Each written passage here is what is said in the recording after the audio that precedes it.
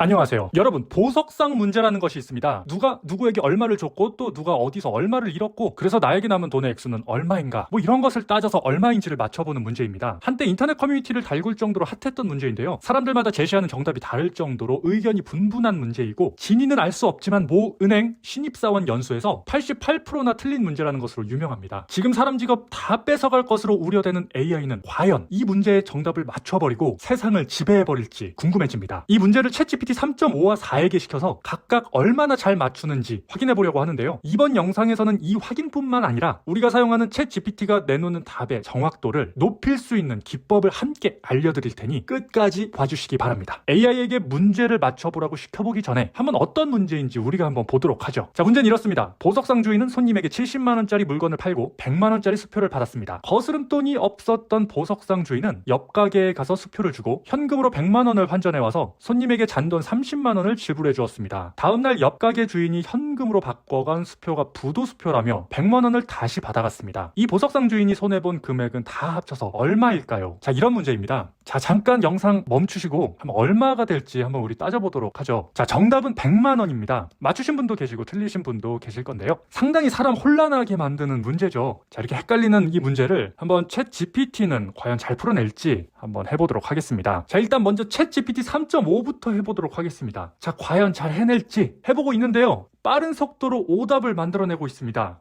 이번에는 챗 GPT-4입니다. 3.5보다 답변을 더욱 구체적으로 합니다. 하지만 구체적으로 오답을 만들어내고 있습니다. 자, 이 문제에 대해서는 둘 다 약한 모습을 보이고 있는데요. 또 눈에 띄는 점은 챗 GPT-4가 3.5보다 오답률이 더 높게 나왔네요. 상당히 정답률이 낮은데요. 이 낮은 정답률을 끌어올릴 방법에 대해서 소개드리고자 합니다. 자, 그 방법은 이전에 계속 소개드렸던 SCC 프롬프팅 기법과 핵심 아이디어가 같은 맥락에 있는 체인 오브 코드라고 하는 프롬프팅 기법입니다. 체인 오브 코드, 줄여서 COC는 시멘틱 코드 컴플리터, SCC와 마찬가지로 우리가 AI에게 할 말을 그냥 우리가 사람 간에 사용하는 사람끼리 이해하는 형태의 자연어로 해도 되지만 그보다는 우리가 하고 싶은 말의 의미를 프로그래밍을 할 때 사용되는 코드 형태로 표현해서 AI에게 전달하면 답변의 퀄리티가 높아진다는 것을 말하는 프롬프팅 기법입니다. 여기에 하나 더 더해져서 SCC 프롬프팅 기법에서처럼 의도적으로 코드상의 누락의 부분을 만들어서 그 누락의 부분을 이미 제공된 코드의 맥락을 통해서 추론해내는 것을 이끌어냅니다. 예를 들어 이런 프롬프트가 있다면 LLM은 이 코드 맥락을 통해서 누락된 부분인 sum to numbers에 관심을 가지게 됩니다. 이 코드상에는 sum to numbers의 함수의 정의가 포함되어 있진 않지만 맥락을 통해서 이 함수의 본체의 모습을 유추해낼 수 있습니다. 이 함수의 모습은 두 숫자를 더하는 코드가 담겨 있을 것이라 유추해낼 수 있죠. 이처럼 말이죠. SCC와 COC의 차이점은 궁극적으로는 SCC는 코드 생성을 목적으로 하고 COC는 코드보다는 코드를 통해서 처리된 그 결과 자체를 얻는 것을 목적으로 합니다. SCC를 통해서 얻고자 하는 것은 이렇게 정의된 함수 이 자체이고 COC를 통해서 얻고자 하는 것은 이 함수를 통해서 수행한 결과인 이 숫자 10입니다. COC에서는 이렇게 추론된 코드를 엘뮬레이터라는 코드 수행 도구를 통해서 수행해서 결과를 낸다고 설명을 합니다. 엘뮬레이터라고 하는 게 따로 있는 게 아니라 그냥 LM, 즉 언어 모델 그 자체가 판단 능력이 있기 때문에 이 능력에 의존한다는 의미로 만들어낸 말입니다. 지금 화면에서도 보면요. 여기 10이라는 부분은 진짜 파이썬 해석기에 의해서 이 코드가 실행되어져서 나온 결과물이 아닙니다. LM, 즉 언어 모델이 이 코드가 작동되면 10이 나올 것이라고 유추해서 나온 결과물인 거죠. 에뮬레이터는 기계의 작동을 모방해서 만들어진 것을 의미하는데 마치 실제 프로그램 코드를 실행하는 소프트웨어의 작동을 언어 모델이 모방하여 작동한다는 의미로 에뮬레이터라고 칭하는 것입니다. 또 COC 방식의 장명 규칙은 마치 COT, 체인 오브 소트를 떠올리게 하죠. COT는 코드가 아닌 자연어로 맥락을 만들어서 LLM의 생각을 돕는 방법인데요. 자연어가 아닌 코드로 표현하는 방식인 이 COC가 COT 방식에 비해서 12% 향상된 결과를 얻었다고 합니다. 또 LLM의 다양한 능력을 측정하기 위한 테스팅 기법으로 빅벤치라는 게 있습니다. 그런데 이 빅벤치보다 더 어려운 버전으로 빅벤치 하드라고 하는 테스트가 있는데요. 이 빅벤치 하드는 현 시점의 언어 모델들이 해결하기 어려운 23가지의 도전적인 작업들로 이루어져 있는 더 어려운 테스트를 의미합니다. 테스트 결과 COC 방식을 통해서 이 빅벤치 하드에 모아놓은 23개의 어려운 작업들 중 18개의 작업에서 평균적인 인간의 능력을 넘어섰다고 합니다. 실제로 이 COC 논문 논문에서 이야기하는 방식의 작동은 에뮬레이터와 코드 인터프리터의 협업으로 작동이 되는데요. 우리가 한번 이 방법으로 도전해볼 이 보석상 문제 풀기에서는 에뮬레이터로만 문제를 해결해보고자 합니다. 처음에 해본 보석상 문제를 일단 먼저 챗 GPT 3.5를 통해서 코드로 프롬프트를 작성하는 방법으로 다시 한번 도전해보도록 하겠습니다. 자, 이렇게 문제에서 설명하는 절차를 코드로 표현을 해봤습니다. COC에서는 이 코드 부분을 실제로 코드 인터프리터에서 구동될 수 있는 파이썬 언어 문법으로 작성했는데요. 꼭 실제로 프로그래밍 언어 문법에 맞도록 작성해야만 하는 것은 아닙니다. 내 마음대로의 문법으로 작성하더라도 괜찮습니다. 하지만 아무래도 LLM도 익숙한 기존에 존재하는 언어의 문법을 따르는 것이 아무래도 좋겠죠. 이렇게 실제 구동은 할 수 없고 의미만 담는 코드를 의사 코드라고 합니다. 이 의사 코드를 프롬프트로서 다시 요청해 보도록 하겠습니다. 먼저 챗 GPT 3.5부터 해보겠습니다. 자, 이번에도 빠르게 진행이 되는데요. 이전에 자연어로 요청했을 때보다 정답률이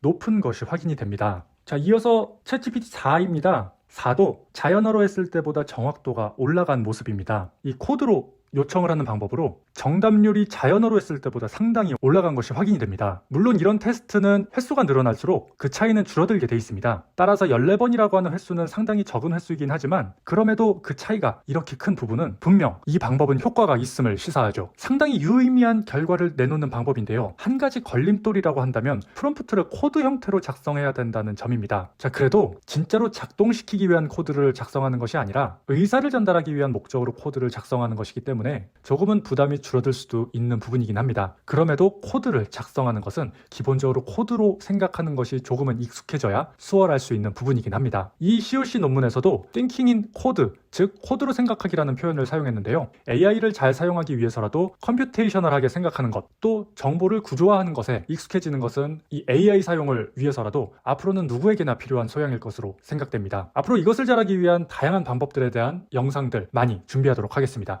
영상 봐주셔서 감사합니다.